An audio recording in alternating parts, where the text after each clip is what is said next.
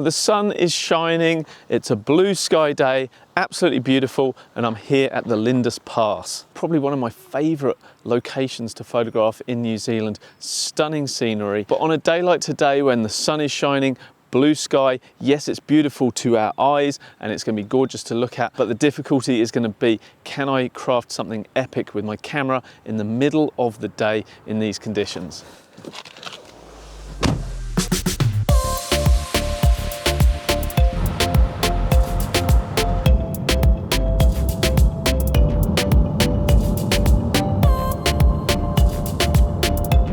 So as I drive through this amazing scenery, I'm struck by the complementary colours of the blue of the sky with the yellowy orange dry brush that's all in the foreground. And I think it's that combination that's going to save this photo. So one little trick I like to do when I'm pre-visualizing a shot that I'm going to take in the middle of the day, very sunny conditions, it's very possible that I'm going to benefit by using a polarizing filter on my lens.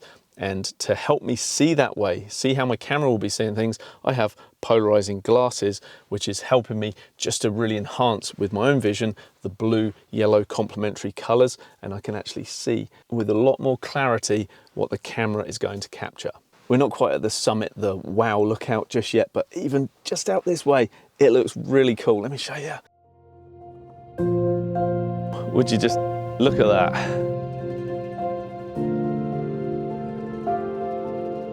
So one thing I just want to point out before we actually get to the apex of the Lindis Pass where I want to take the shot is if we look this direction, you can actually see dimensionality to the actual valley itself, to the hillside, and that is because of the direction of the sun in comparison to the hills. Whereas if we look over my shoulder in this direction where the sun is pretty much front on, there's no sculpting. The sun either has to be to the side or behind your subject, kind of cutting across it to actually give you depth in the shadows. You have to have that. And thankfully, the direction we're going to be facing when we get to the top is kind of towards the sun. I'm not exactly sure based on the frame I'm going to take, but I'm pretty sure we're going to get sculpting rather than what we have going on over here, which is just flat and boring. So let's head up to the top and get a shot. Now, just in case you thought this place was completely isolated, yes, it can be very quiet here, but it can also be crazy busy with cars going past in big swarms.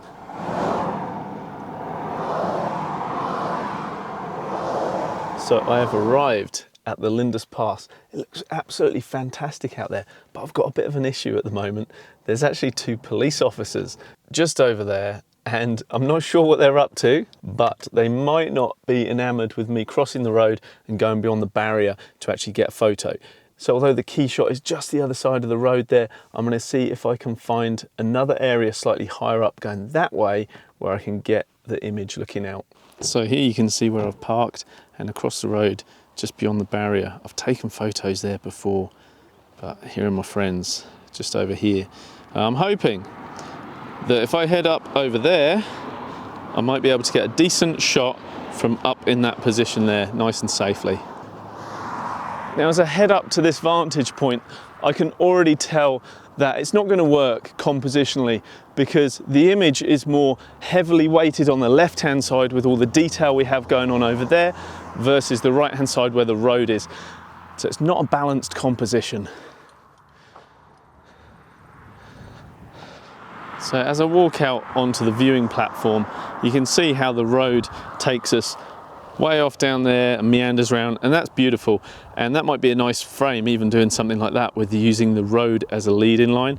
However, what I want to capture is all of this lovely form we've got going on over there. It's beautifully being sculpted by the sun just up there, casting down and really accentuating those lines in the valley. It's that I want to get along with the road as well.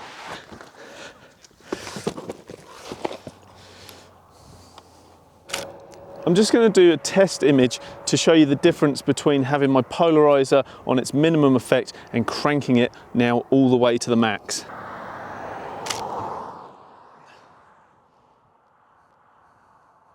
It really intensifies the colours, however, it does cut down a little bit on that reflected light, which is actually helping to give us the sculpturality.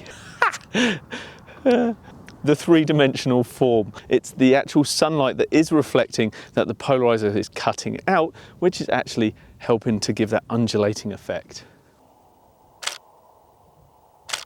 I then took a series of images I could stitch together inside Luminar Neo to create a more panoramic landscape. As I lay up the 7 photos here, you can see that there's clearly a 50% overlap between each frame, and doing this just gives your panorama stitching software enough information to create a really seamless merge. Now, I've spoken about this before, but when you're taking panoramas, I would recommend that you shoot vertically and capture a little bit more on the top and the bottom than you actually intend to use, and that's going to give you a little bit of a margin of error for when you're actually cropping your final image.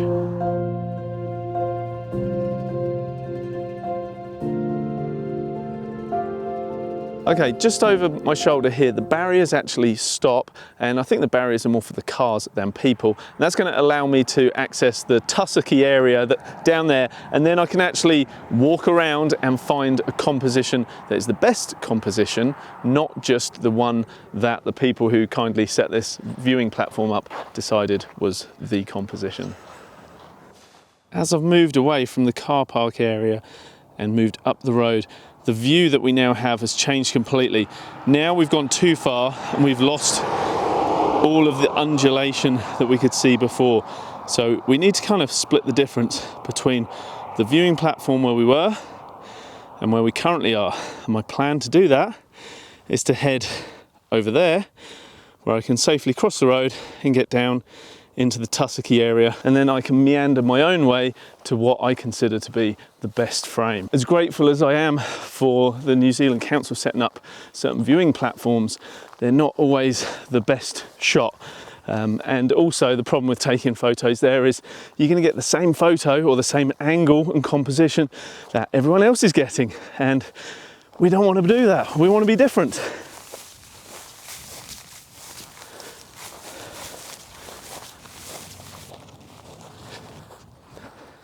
Oh, it's starting to get wet underfoot down here. I normally go through a little routine of squatting down, coming up full height, just to pre-visualize what the best height is for my tripod before I go and set it up.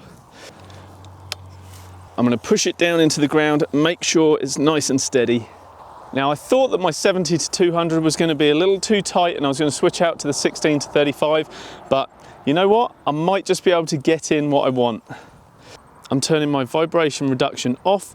I'm turning to the timer, ISO 200, f11 and 1/100th, and you can also see that I'm bracketing my exposures. The contrast we've got in our scene isn't that great, so one stop apart should be good enough. Here I've taken 3 exposures, as I often do when I shoot landscapes, to ensure I can recover all the shadow and highlight detail I need in my finished edit. It's a nice tight frame, but possibly a little too tight. So you might be thinking, why am I shooting this at ISO 200 rather than ISO 64 for a cleaner file? Well, I would rather sacrifice a tiny bit of noise in my file in exchange for knowing that I can shoot at a faster shutter speed when I'm dealing with a telephoto lens. Yes, I know I'm on a tripod, but any little shudder that I get with the shutter going up and down, that could potentially introduce enough camera shake into my final photo that it just gets a little softer. So I would prefer to sacrifice a little bit more noise in exchange for what I hope will be a pin sharp image. Okay, I'm going to change things up. I'm going to put my wide angle lens on. Probably the 35mm end of that lens will be just about right to capture what I want. Now, just for a point of difference, I'm going to leave the polarizer off this time, and I'm also going to go freestyle handheld. I'm going to turn my vibration reduction on and just make sure that my settings are at a point that I'm happy to handhold them. The benefit of doing this, of course, is it allows you to be a little bit more dynamic with your compositions, because you can bob and weave and frame things up much better like that. Straight away I can see the benefit of having this wide angle lens on. It's giving me such a wider view, and I think this is the kind of place that is just calling out to be captured in all its grandeur rather than going in too tight.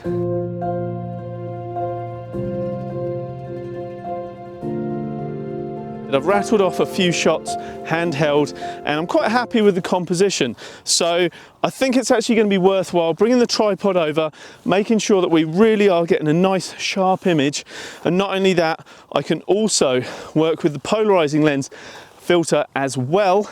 That way I can actually combine some elements of my polarized photo with the one just shot no filter at all. And now the problem I've got is that somewhere out here I've put my camera down and I can't remember where. Oh dear. Okay, it's official. I am a doofus. So we're close to what sort of frame I'm thinking of, and I'm even thinking of a tighter slither through here, cropping it so it's more panoramic.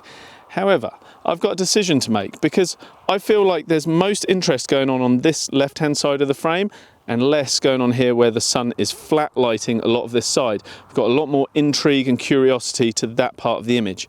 So we need to kind of balance that out. And one way I could do that is with these tussocks. So currently we've got two rather large tussocks on the left-hand side. If I come over towards my left, that's going to move the tussocks to the right-hand side of the frame. And if I was to shoot something more like that, then we're going to get the road going dead center in the middle of the frame and have a little bit more balance by utilizing those tussocks as a sort of weight, balancing the visual weight of what's going on this left-hand side. But the problem I've got with that is now I feel like there's too much empty space right here in the middle of the frame. So I think I'm going to forget the tussock idea and just work with an area that has just a little bit more tussock in the foreground. Perhaps something like this. Yeah, that's given us a lot more interest in the bottom third of our frame. I think that might be my frame, people.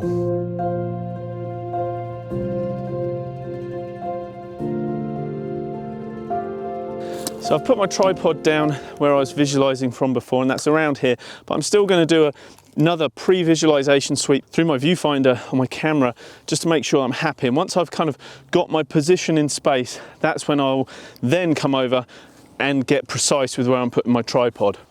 Okay, I'm happy with that frame. I've turned off my vibration reduction. I'm going to use the same bracketed exposure set that I used over there.